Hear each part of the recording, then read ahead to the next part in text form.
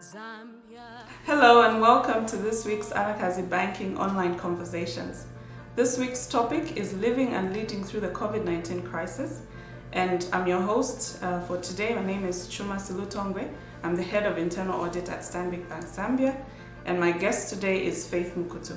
Faith, thank you for making the time and welcome. Thank you very much for having me on your show. Right, so maybe just before we begin our conversation, I'll speak a little bit about who Faith is, just for the viewers to get to know a bit about our discussant today. Faith is currently the Chief Financial Officer and an Executive Board Director for Zambeef Products PLC, which is one of the largest integrated agribusinesses in Zambia. She has over 15 years experience in finance with rich industry knowledge, primarily in the fast-moving consumer goods industry. She has held various senior positions in the SLB Miller Group in Malawi, Lesotho, before returning to Zambia as the Group Finance Director for Zambian Breweries PLC, National Breweries PLC, and Heinrichs Beverages Limited. Thereafter, she joined Zambia Sugar PLC as the Finance Director, where she spent 18 months before joining Zambeef Products PLC. That's a mouthful. I'm sure it is. Faith also serves as a non-executive director on the boards of Bayport Financial Services Limited and National Breweries PLC. Aside all of that, she's also a mom to an adorable 4-year-old who she spends time with together with her family and her friends. Is that about right? That's about right. Okay. So Faith, just going into today's conversation and today's topic, in terms of the global scale and just the impact of COVID-19, nobody would have actually estimated or even predicted this would have happened a year ago. I mean, as quickly as it began to hit various countries, the priority was to safeguard people's lives, and quickly measures, whether by government or business houses, began to be pronounced to just protect human lives. And as we were going through those measures, I think we began to actually see what the impact would be even on our livelihoods. So I guess for me, the first question, and I wonder, you as a person, how has COVID impacted you on a personal scale? Well, I suppose you're right. I mean, no one really predicted what we're going through right now. I had so many plans for 2020. As you know, I am turning 40 this year. Yes. And my plan was really to celebrate each and every month. And suddenly, COVID-19 pandemic was announced in Zambia. It's been an emotional roller coaster for me. I think I've had psychological COVID. Tell me about psychological COVID. It sounds like something I've suffered from as well. Like literally every time I feel a bit of an itch on the throat or a bit of a running nose or an itchy face, I'm thinking, is this it? Have I contracted COVID-19? And I think, you know, like personally, it's been tough. So I am a natural introvert, and all the measures that were announced, stay at home, avoid shaking hands and hugs, for me those are things that I'm already not really, I really do not fancy any of those. And so in my mind I was like, okay, I can actually do this. And suddenly it was about, I went through it I think for a week, and then I was like, no. And suddenly I felt the anger. The anger, you're making me stay at home, you're taking away my activities. So I've got no problem with really staying at home, but I want to do it on my own terms. I want to be able to get out. Choice. I want to have a choice to go and have lunch with my friends. I want to be able to go and do my hair to a hairdresser. And suddenly all my activities were taken away. So I felt this level of anger.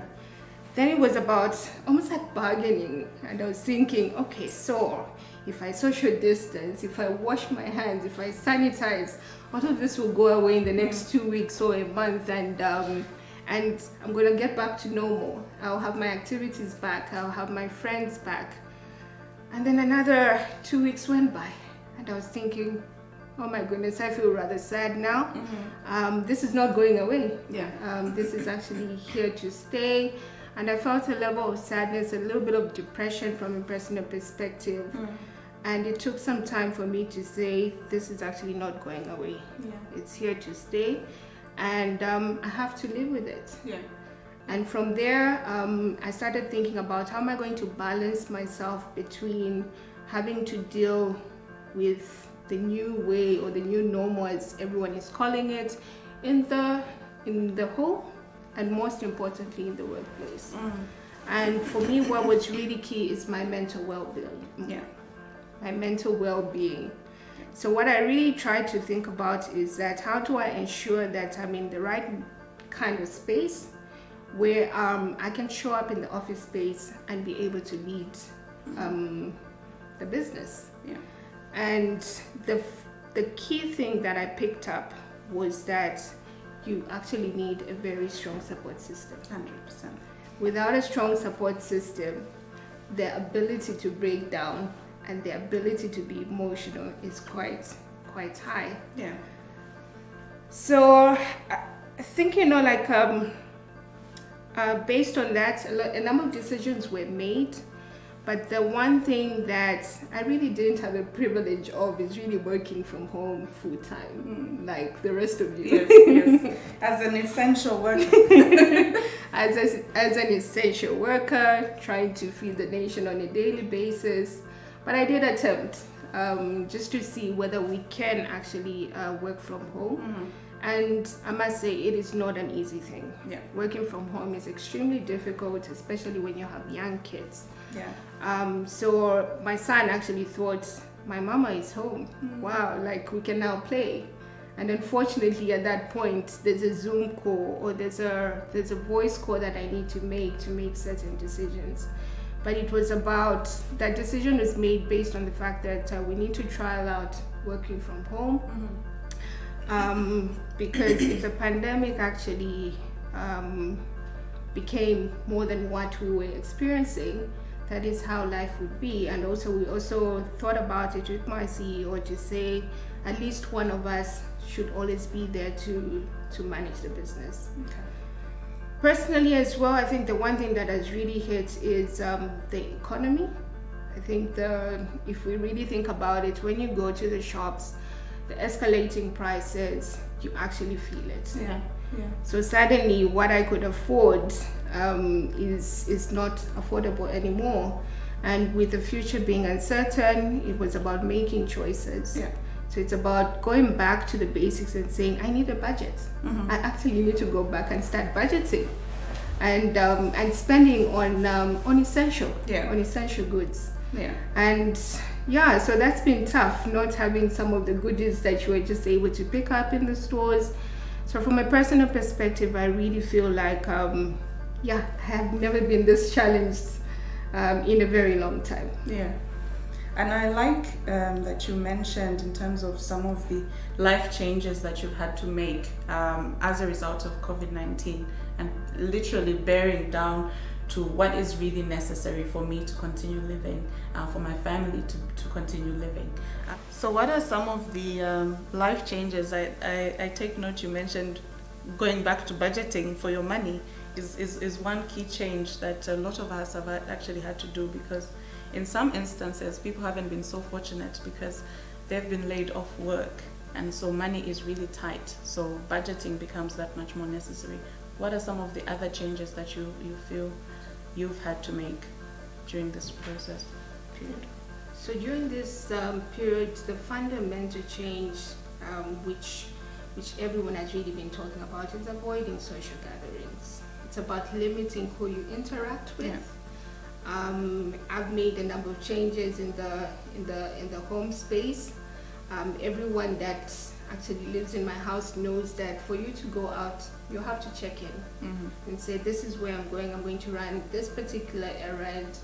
And yeah, we basically sit down and agree to say you can run it. Yeah. Where I always remember that that my sister and my son would go and shop every single day. In Melissa, they knew him. They knew him. That came to an end. Yeah. Because it's not life as we know it. Yeah.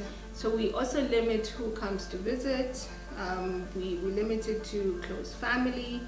But I think the one thing, the key thing that has really come into play is the hygiene protocols that we put in place. So the washing of hands, there's constant sanitizing, the sanitizing of surfaces and spaces in the home. Yeah. And also the other one is really the masking up. Yeah. It is really, really hard. And for me, who has to go into the office on a daily basis, trying to ensure that you're wearing a mask the whole day is the hardest thing that you can ever do. Yeah. But I ensure that I do it, and I make sure that whoever comes into my office is actually wearing a mask. Yes. Because I think all these social distancing protocols that have been put in place and the hygiene protocols that have been put in place are fundamental for us to stay safe and to stay healthy. Yeah. I literally have not seen someone get a flu. That's true though. In this particular year. That's true.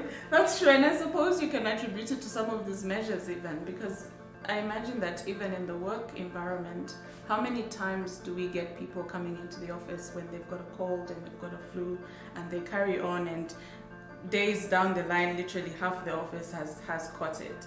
But these measures are actually also demonstrating that we can actually be a bit more careful. Yeah. Yeah. Absolutely. Yeah.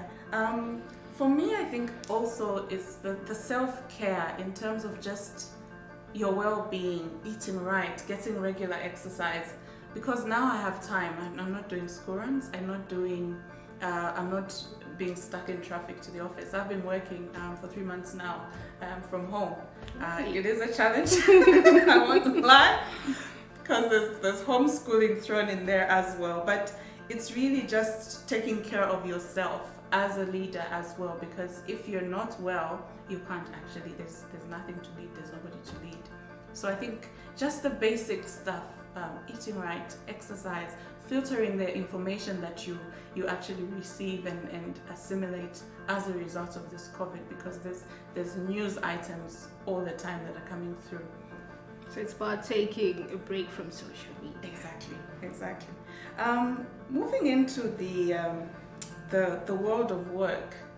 So having gone through COVID, and we always joke about how COVID is no segregator.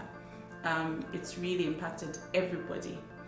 So based on your personal experience with COVID-19, the fears, the anxiety, the anger that you felt, you are in the workplace, are a leader who looks after the livelihoods of many in the organization. What kind of challenges do leaders have to navigate during and after COVID-19? I think the biggest thing that a leader has to acknowledge is that during a crisis, everyone looks up to them.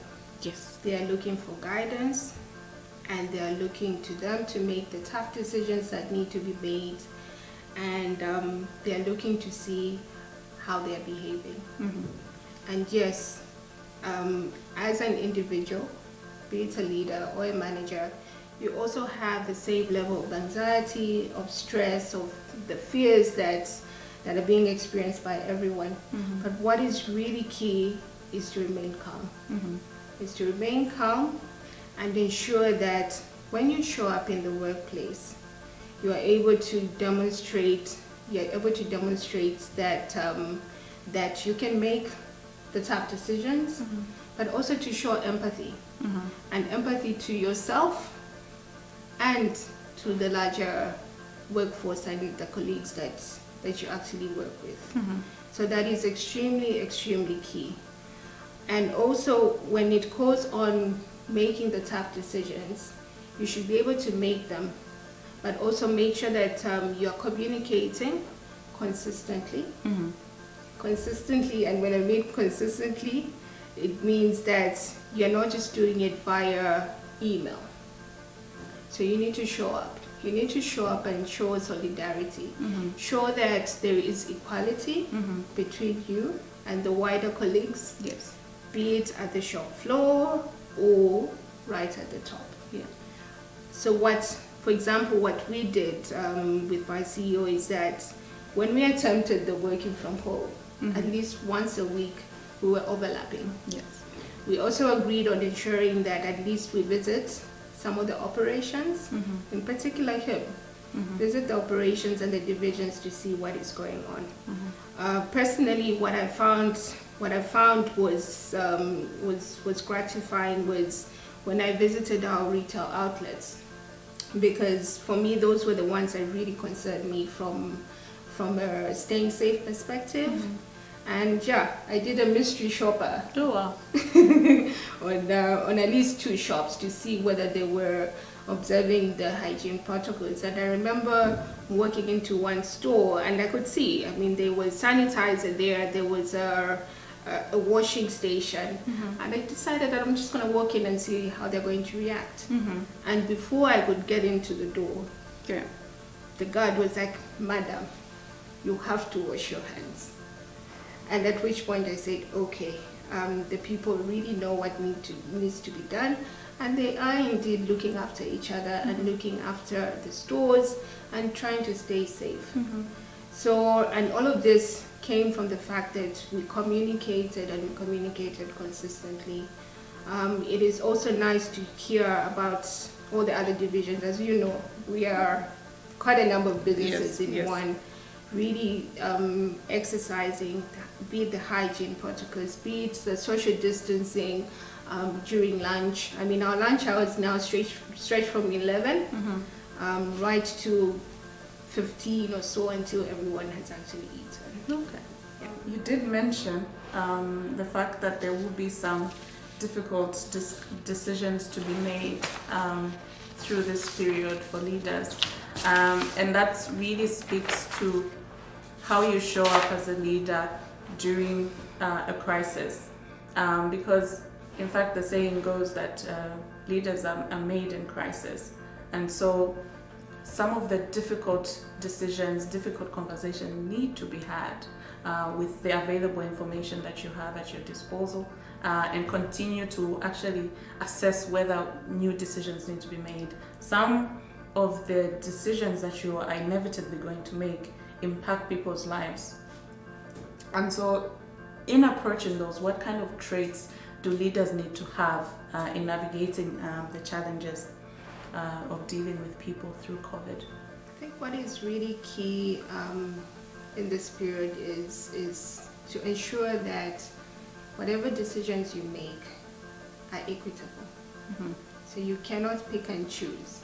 So you can't say this level of employees will have this and this will not have that. So one of the things that from a business perspective that we have said is that no one should lose their job during this crisis. It is unprecedented, and we must make sure that we keep everyone employed. And through that, we're going to look at ways of either optimizing the costs or improving efficiencies to ensure that we remain profitable as a business. Yes. But I think what is really, really key in all of this is resilience. So resilience to change. Yes. And it starts with yourself. So you need to manage your own resistance. You need to show up. You need to ensure that you are positive. And where you don't know, you need to share that. Yeah. But at the same time, it's also about knowing that you're not in this alone. There is a team around you. So carry people with you. Carry people with you, assign responsibilities accordingly, and do check-ins. Check-ins with people that are really struggling, because there will be individuals that can manage the crisis better, and there are those that will not. So be empathetic. And ensure that that you are doing check-ins with those ones that are really not coping with the crisis. So this is not the time for disciplinary hearings because someone has not been able to cope. This is actually about making sure that we survive in this particular case. Staying healthy and survival is really what is key. And then as a leader, one needs to take charge of how you really think about adversity. How are you going to, what are your beliefs about the situation, and how are you going to, what is it that you've learned from it, and how are you going to manage your team and show up also in the workplace? Because it's only by understanding that you can actually show up positively. But I think in my case, I still stand by that support system. Because when you are in a fix and you really don't have all the answers, sometimes just calling up someone and having a conversation makes it much better. I take those important points around remaining optimistic as a leader, which can sometimes be very difficult to do, particularly in a circumstance where you yourself are feeling the anxiety about whether you will have a job tomorrow, whether your family is protected, but at the same time you have to give the hope to your team and do that authentically as well.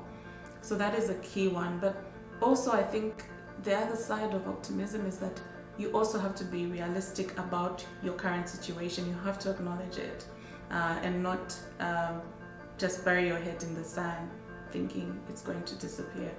So I think that's key. I would also imagine that agility, as we've shown during this particular period, both for individuals and for organizations, is very key, because the demand for your products and services is going to change. It's going to change inevitably. And so you need to be agile to look out for the opportunities that exist and take them, and also protect your downside. Look at your risks and see how do we continue to protect what we have whilst building for the future. So I think those are some of the attitudes that we as leaders ought to sort of have in this particular environment.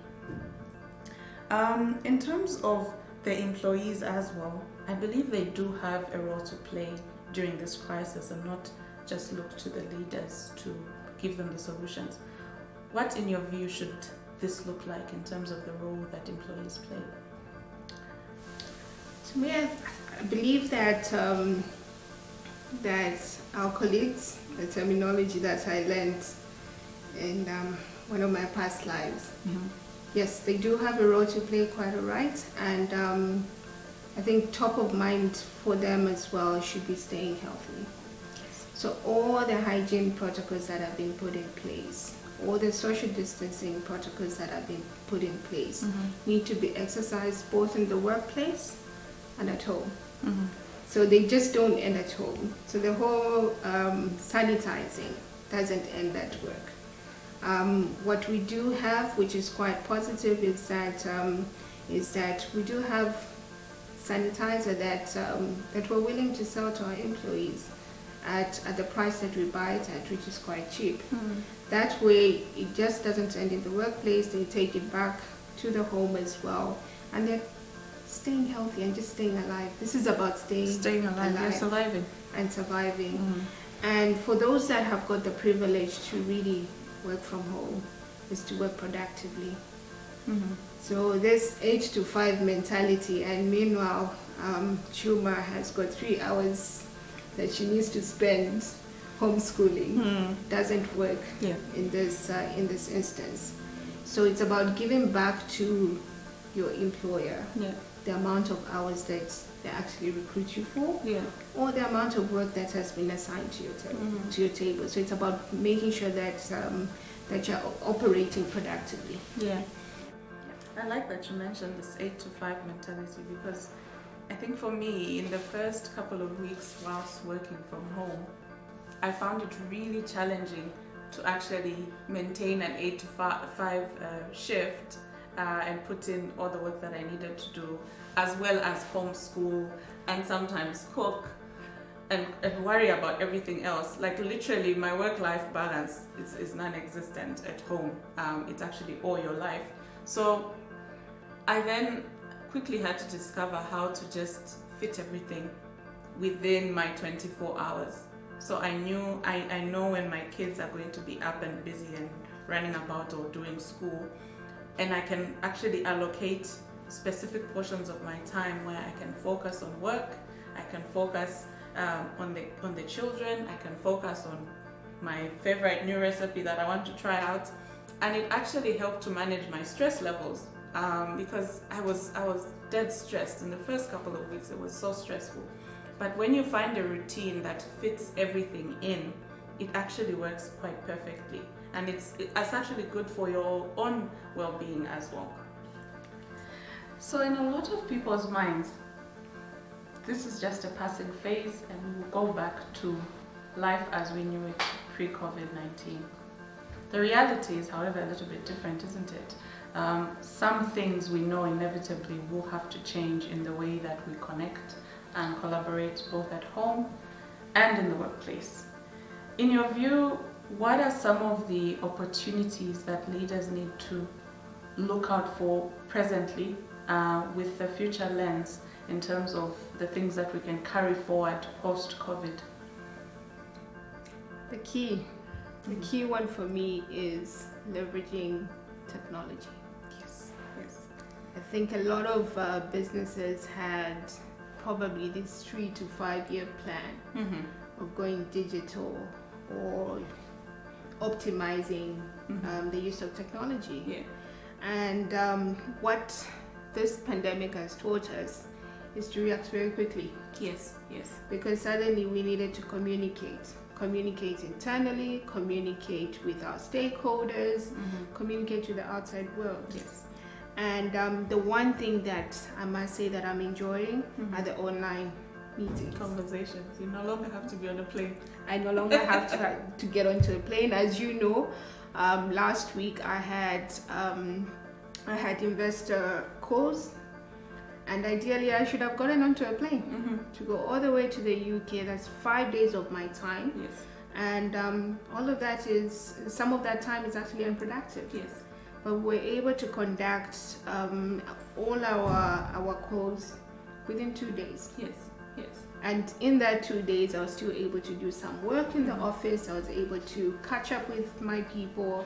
And for me, that's the one thing that I'm actually enjoying, and I think it is something that will stay with us. Another example, we had all our GMs moving from our divisions across the country, from Chisamba. We're all not in one place. Yes. And I remember the first month when we held our monthly meeting. Our monthly meeting actually went quicker than the one when we are face to face. Because you spend time first checking in with everybody. How is the family? How is all? Correct. Yes. But yeah, so I think what this has taught me is the online meetings are more efficient, and it's something that we must embrace into the future. The second one that I can resonate with is really the hygiene protocols that are now in place. Yeah. As I said, I still have not come across anyone that has got a flu. And it's all because of some of the hygiene protocols that are there and some of the social distancing protocols. And I know in Africa it's hard. We're used to greeting people in the hands as a sign of respect, as a sign of friendship. But suddenly all of that is gone. And I think, it's part of the things that are keeping us healthy. Another one is really working from home. I still feel, there is an opportunity, but it has to be productive. Yes. And unfortunately for us in Zambia, with load shedding still ongoing, it's kind of difficult to really get the productivity out of our people. Yeah. And hopefully we'll get to a point where load shedding will be a thing of the past. And I think, there are some roads that can operate optimally. Yes.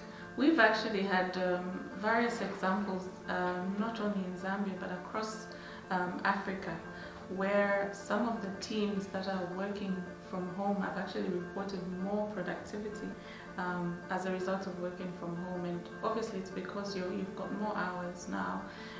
You've cut out traffic. If you're like me, you've cut out dressing up and doing all that hour of looking presentable for the office, because you can literally spend the whole day working in pajamas, especially in this weather. And it's great. And I like the point that you mentioned about the fact that working from home is not going to be the solution for everybody. But the fact that we have it as an option, I think is critical for me. I think a couple of years ago, if you had somebody talking and saying, I work from home today, everybody will frown upon that person. But now in this current environment, we've been thrown into it and we've had to allow it. So if we have organizations creating these policies that allow working from home, I think it's a plus.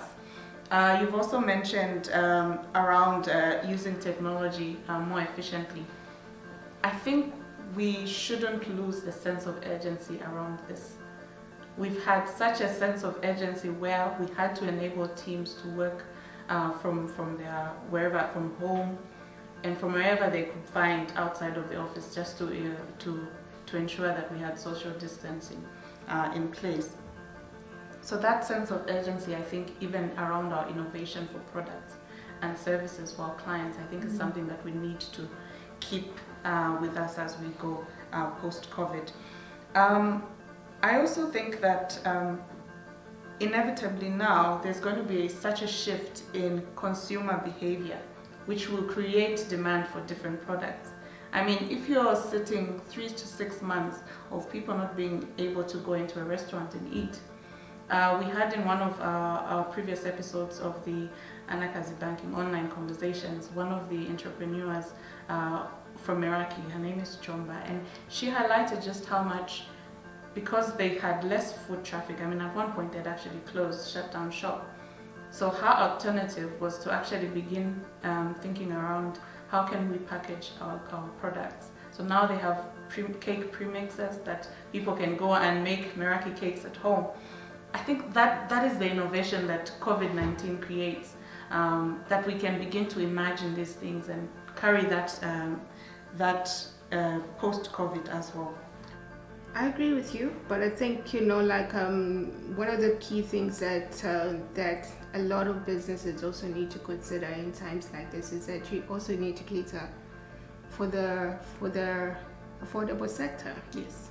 And that is the one thing that we've picked up as Zambeef, to say the feet in our stores have not reduced that dramatically. So we're still getting about 70,000 people walking into our stores across the country on a monthly basis, and that is because online delivery is quite expensive. Yes. It is something that people are not used to, and it's also just cheaper to go into a store and get everything that you need. Yes. And that is why the masking up for me is something that is fundamental. Yeah. Because then you're able to preserve the little cash that you actually have by walking into a store and getting everything that we have. And it would be nice to see people getting more innovative around how do you ensure that you're able to cater across the chain, be it your low income, middle income, or higher income levels. That's critical. Yeah, I think also the important thing around our decision making as leaders is that whilst we are in this COVID period, we know that it will come to an end, and therefore we should avoid the temptation to make long-term decisions based on this short-term reality, because it has a long-reaching impact, I think, going forward. In terms of the employees and their own well-being, their livelihoods, what should they embrace in their personal and work lives post-COVID? The key thing they need to embrace is hygiene protocols. Okay. It is something that all of us have not really been used to. The washing of hands, the sanitizing, the ability not to greet everyone in the hand because that's what we were taught. Yes. Those are key things that that I think employees or everyone actually needs to embrace. But also I think what this has also taught us is that the world is uncertain. Yeah. So what you plan for next week can be disrupted. Yeah. Just I like mean, that. just a 12-month budgeting cycle is no longer valid. No, it's not. Because you can't forecast 12 months into any period. Exactly. Yeah. And that budgeting is quite fundamental. And where there was a bit of a sense of entitlement towards being employed, Yes. that doesn't hold water. Yes. So everyone has to pull weight in a business and ensure that you're contributing positively to the bottom line to keep employed. Yeah. And to stay healthy. Yes. So it's about being your brother's keeper. If you see someone not exercising those hygiene protocols, you actually sensitize them to. Yeah. So I think, those are some of the things that that we need to take forward from this particular crisis that we've experienced. Yeah. I'll pick up on one of your points that you mentioned around budgeting, and I think I'll extend that to say that mentality of actually watching where your money goes. Our employees have an opportunity to actually take this into the work environment and actually bring up suggestions of how we can rationalize on costs. Because really, if COVID has taught us anything, it's about the uncertainty of life. You don't know what tomorrow will look like. From a performance perspective, from your livelihood. So if we can bring that mentality as employees into the work environment and say, okay, we can do this a bit more efficiently by doing this or that, I think that is a critical one. In terms of the one around the protocols and adhering to the health protocols, I think is very key, particularly now as we are opening up and we're returning to work. Otherwise, we're going to see that spike, which is actually a huge people risk as well. So I think the employees have a part to play in making sure that we stay safe whilst in the workspace. I would also say, like you said, in terms of entitlement, that's something that we've had, I think, and I don't even know how it came about, but it's brewing in the workforce. But now is an actual opportunity to say, are my skills that I feel entitle me to this job still relevant in the world post-COVID, or do I need to start upskilling myself for the world post-COVID? I think that is a conversation that each of us must have with ourselves and say, what skills do I need? Because restaurants, we like it or not, they will probably not work at the same level as they have been working, and therefore maybe the delivery service is what's going to be working. Am I equipped to be able to offer that service? And we have that thinking and saying, how do I upskill myself for the world post-COVID, I think is a key conversation. Faith, I know you're a very busy person and I have to let you go, but what are your final words for our viewers who've been watching this conversation? I think in summary, when you're dealt with a crisis, some of the key things to really consider is to clearly define roles and responsibilities, because as a leader you also can't be everywhere. Yes. And you need to trust that your team is able to deliver on certain elements. Another one is to really understand the facts. Get your information from credible sources. I know we've gone through this period where we've had social media frenzy about the cure, be it the cure for COVID, be it it hasn't hit Zambia, but it is there and it's real. So just ensure that your information remains factual and it's from a credible source, and communicate. There is nothing like over communicating. Communicate to the workforce and be empathetic. Yeah. As I said, some people will take it easy and some will find it extremely hard to deal with. And be able to pull out those ones that are really struggling and help them through it. And also just ensure that as you exercise empathy to employees, you also exercise it to yourself. And yeah, basically just show up with a positive attitude, show your emotions, but at the end of the day, just remember that people are looking up to you, and they're looking to see how you're behaving as a leader, and yeah, stay healthy and survive this. And really survive this, yeah. Well, thank you so much for making the time, and yes, wish you all the best as you continue to navigate the COVID and post-COVID-19 environment in your organization. Thank you very much for having me once more. I think this has been a conversation that just reminds you about the tough times that we are actually going through, and the fact that I am not alone. And everyone else is going through it, and there are a number of people to tap into when going gets tough. Thank you so much for having me once again. Thank you. So that's it for this week's online conversation. Thank you so much for joining us. A special thank you as well to the Anakazi Banking Women for providing this platform. Tune in again next week for another episode.